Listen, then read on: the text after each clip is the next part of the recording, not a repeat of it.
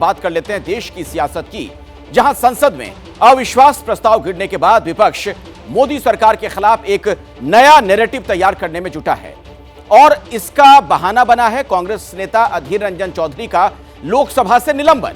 अधीर रंजन को सस्पेंड किए जाने के बाद विपक्ष की गोलबंदी का एक नया चैप्टर खुल चुका है।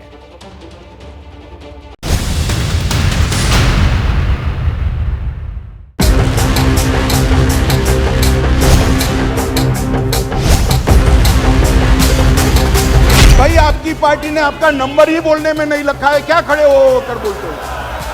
आप लीडर ऑपोजिशन हो ना, आप चर्चा शुरू करते हो ना, बोलने देते हैं आपको। अधीर रंजन चौधरी इस बार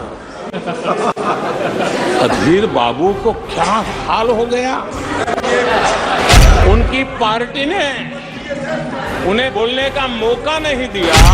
अधीर रंजन चौधरी उनका समय समाप्त हो गया था तो भी आपने उनको आज मौका दिया, लेकिन गुड़ का गोबर कैसे करना उसमें ये माहिर है। अविश्वास प्रस्ताव पर लोकसभा में 3 दिनों से जो चर्चा हुई, उनमें से 2 दिनों में चर्चा में सबसे ज्यादा रहे अधीर रंजन चौधरी। वो अधीर रंजन चौधरी जो लोकसभा में कांग्रेस के नेता हैं, 5वीं बार लोकसभा पहुंचे, कांग्रेस के फायर ब्रांड नेता हैं और अपने बयानों को लेकर अक्सर विवादों में रहते हैं। अधीर रंजन चौधरी फिर विवादों में हैं और वजह है लोकसभा से उनका सस्पेंड होना। अविश्वास प्रस्ताव पर चर्चा के दौरान अधीर रंजन चौधरी ने कुछ ऐसा कहा कि उन्हें लोकसभा से सस्पेंड कर दिया गया।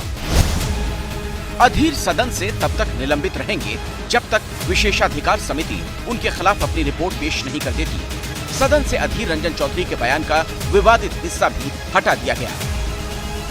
अविश्वास प्रस्ताव पर चर्चा खत्म हो गई, लेकिन अधीर अब भी चर्चा में है। अधीर पर हुए एक्शन के खिलाफ सोनिया गांधी ने कांग्रेस सांसदों के साथ बैठक की। विपक्षी सांसदों ने लोकसभा से वॉकआउट किया। फिर संसद परिसर में विपक्ष ने प्रदर्शन किया। अधीर रंजन चौधरी के निलंबन के खिलाफ विपक्षी इंडिया गठबंधन प्रदर्शन कर रहा है। राहुल गांधी भी शामिल है इस प्रदर्शन में। विपक्ष ने लोकसभा का बहिष्कार किया है, वॉकआउट किया है और अब संसद भवन परिसर के अंदर मार्च करते हुए जा रहे हैं अंबेडकर मूर्ति तक। अविश्वास प्रस्ताव पर पीएम के करारे जवाब के बाद विपक्ष अधीर रंजन चौधरी के सस्पेंशन का मुद्दा बना रहा है। दरअसल विपक्ष ये दिखाना चाहता है कि सरकार विपक्ष की आवाज को दबा रही है। सरकार बोलने वाले विपक्षी सांसदों को धमका रही है। सरकार विपक्ष को संख्या बल के आधार पर चुप करा रही है। इसीलिए अब विपक्ष सरकार के साथ सदन के पीठासीन अधिकारियों पर भी सवाल उठा रहा है। समय आ गया है कि धारा 105(1) में जो प्रिजाइडिंग ऑफिसर्स हैं लोकसभा और राज्यसभा के, उनके क्या अख्तियार हैं, इसके ऊपर उच्चतम न्यायालय से एक अधिकृत निर्णय जरूरी है। अधीर रंजन चौधरी के बहाने विपक्ष सरकार के खिलाफ नया नैरेटिव बना रहा है। ये नैरेटिव है विपक्ष को चुप कराने का, विपक्ष को धमकाने का। दरअसल आम आदमी पार्टी के सांसद संजय सिंह को सदन से सस्पेंड किया गया है। आम आदमी पार्टी के ही लोकसभा के सांसद सुशील रिंकू को भी सदन से सस्पेंड कर दिया गया। अधीर रंजन चौधरी को भी सदन से सस्पेंड किया गया है। आम आदमी पार्टी के सांसद राघव चड्ढा को सदन से सस्पेंड किया गया है। इसीलिए विपक्ष अब सीधे सरकार पर अपनी आवाज दबाने का आरोप लगा रहा है। जो इनके खिलाफ बोलेगा उसकी सदस्यता लेंगे, तो लेने दीजिए सदस्यता। हम वहां पर जनता की आवाज उठाने के लिए गए हैं, हम लड़ाई लड़ने गए हैं। संजय सिंह जी को सस्पेंड कर दिए थे, रिंकू जी को सस्पेंड करा दिए थे, डेरेक ओब्रायन जी को सस्पेंड करा दे रहे थे। इनके एक सदस्य सदन में खड़ा होकर कहते हैं कि चुप हो जाओ नहीं तो ईडी तुम्हारे घर आ जाएगा। ये अहंकार की पराकाष्ठा है। हमारे पास नंबर है, जो मर्जी करना है कर लो। सांसदों के निलंबन को लेकर विरोध कर रहे विपक्ष ने मणिपुर का मुद्दा अभी छोड़ा नहीं है। मणिपुर पर अविश्वास प्रस्ताव लाने के बाद आज फिर विपक्ष ने सरकार पर हमला बोला। प्रधानमंत्री ने लोकसभा में मणिपुर पर विपक्ष के हर सवाल को तार-तार कर दिया, लेकिन विपक्ष इस मुद्दे पर अभी शांत नहीं हुआ है।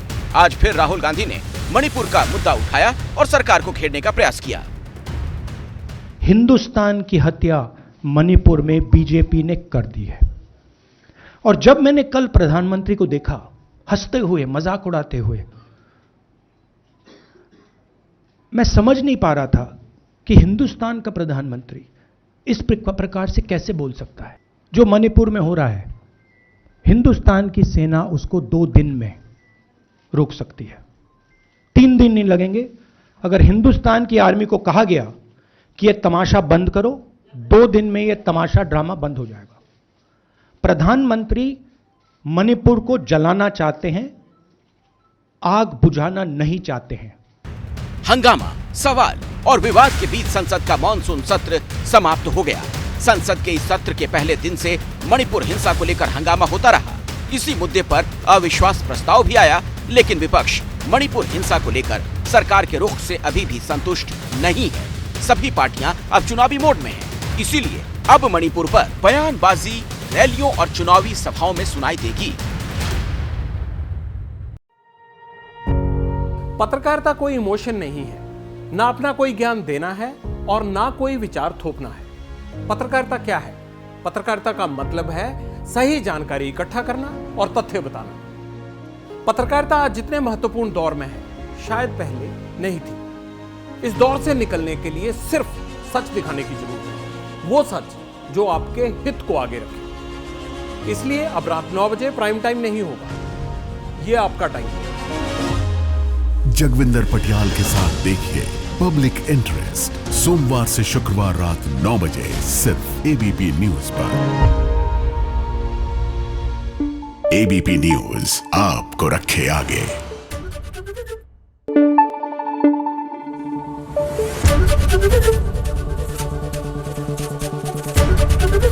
एबीपी न्यूज आपको रखे आगे।